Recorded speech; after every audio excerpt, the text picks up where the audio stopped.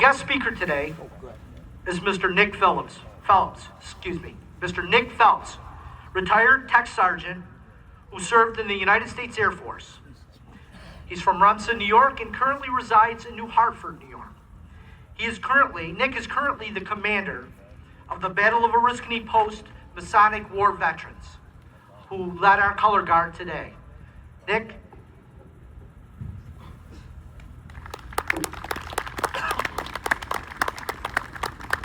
Thank you to the village of Dolgeville. Thank you to the Dolgeville Central School Band, Pastor Tom, and a beautiful rendition of the Gettysburg Address by Sydney. Quinn, thank you for reading the Flanders Fields poem. For me personally, seeing the poppy fields over in Normandy for the 80th anniversary of D-Day, it really truly means a lot to me that poem is recited only on this day, but other days also. Thank you for brothers Mike and Stanley for putting this on and putting this together. I'm Nick Phelps. I'm originally from a small town here in central New York, Remsen. I'm retired from the United States Air Force, Special Operations Aviation. I started off my amazing career in the Air Force as a mechanic on the ground support equipment for the U-2 Dragon Lady, F-15E Strike Eagle, F-15C, and numerous cargo aircraft. In 2006, I volunteered for a special duty to help the Army to do interrogations in Iraq after the rewrite of Geneva Conventions and the Abu Ghraib trials. The year I spent at Camp Cropper in Baghdad, Iraq, I did over 1,000 interrogations and screenings of detainees. I specialize in extrajudicial killings, suicide bombings, bomb makers, counter IEDs or improvised explosive devices, Iranian influence, and government and politician corruption.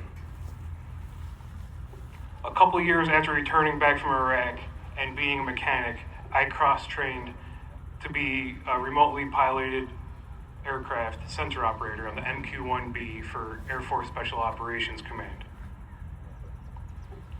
I was extremely fortunate to have such a fruitful career before being medically retired. I am now a professional photographer and videographer. However, my profession for the next 2 years is being the commander of the Battle of Oriskany Post, number 55, of the New York State Masonic War Veterans. But enough about who's standing in front of you talking. Let's take a short trip why we're gathered here today. May 30th, 1868, a Union general and a Freemason, John A. Logan, established Decoration Day. This was a time to decorate the graves of the Civil War soldiers with flowers. This time of year, flowers were in their full and first bloom. This was done at Arlington National Cemetery, decorated over 20,000 graves. 5 years later, the state of New York was the first to designate it a holiday. Then, after World War I, the honors were given to all Americans who fought in wars. And it wasn't until 1971 when Congress passed the Uniform Monday Holiday Act, and Memorial Day was to be celebrated on the last Monday of May. Here we are on the last Monday of May, residing here in central New York, which is one of the cornerstones to the country's history. We are surrounded by numerous statues, monuments, historical sites, battlefields, forts, and cemeteries. I myself have visited a majority of these, along with the well-known ones such as Arlington Cemetery and Omaha Beach American Cemetery in Normandy, France. I paid tribute to the fallen heroes on those hallowed grounds and my fallen brothers in arms who I personally knew and those who I served missions on. One of these local sites, which is just 6 miles away, is General Nicholas Herkimer's home, where he succumbed to his injuries 10 days after being wounded at the Battle of Oriskany in 1777. I have extreme pride and honor to be the commander of the Battle of Oriskany Post for the New York State Masonic War Veterans. This position is allowing me to dive deeply into the knowledge and history of the 6th day of August of 1777, but also to tell the untold stories of the Freemasons who are also New York State veterans. Some of the most well-known were General Douglas MacArthur, General Owen Bradley, General Nicholas Herkimer, General Friedrich Wilhelm von Steuben, President Theodore Roosevelt, and President George Washington. An American veteran, no matter their background, is an American veteran. Less than 1% of the citizens fall under this title. In current times, what makes this even more unique is, compared to the other countries around the world, is that we are all volunteer force. We signed that dotted line to support and defend the Constitution of this grand republic. Our War Veterans Post is named after one of the bloodiest battles of the Revolutionary War. As we're about to enter the 250th anniversary of our country, the 6th of August will mark the 249th anniversary of the Battle of Oriskany. The documentation at that time was not great as it is today. Approximately 450 men were killed, wounded, or captured during the battle. Around 170 of the 800 in the battle, and the majority of the officers on both sides were Freemasons.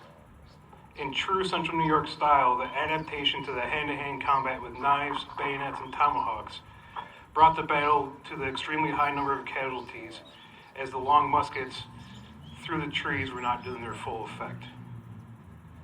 The battle was a loss for us, but the bonds that were formed with the United Indians were done in true Central New York form and the prevention of the continuation of the British rule. The men who were marching to Fort Stanwix under General Herkimer's command were standing up for what, as we know today, is the American way of life. Since then, there's been approximately 1.2 million veterans who have died in service, protecting and enhancing the rights that we have today.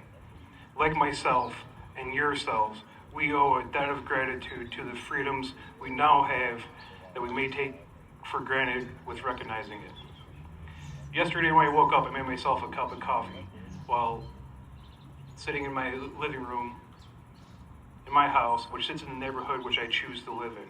I could have gone out and bought myself a cup of coffee, but I decided to spend the morning at home with my beautiful girlfriend, whom I adore.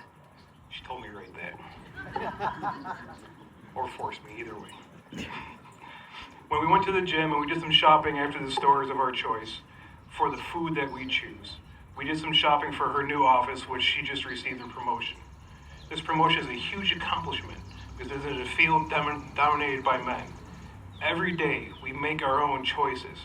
We live our lives the way that we want without a second thought. We speak our minds openly, dream about our futures while taking these freedoms for granted. Today, Memorial Day exists to remind us for those who fought and died to protect those rights. Freedom is not free. Brave men and women willingly sacrifice their own lives so we're able to live the way that we wish. On this Memorial Day, please take additional time to read a story, watch a documentary, ask a family member or a veteran about a story of a hero of theirs. It will probably be a story about a veteran who paid the ultimate sacrifice for you and me. Our freedom is a debt to those. I salute you for taking the time for being here this morning. God bless America. God bless our troops and their families. Service to all mankind. Thank you.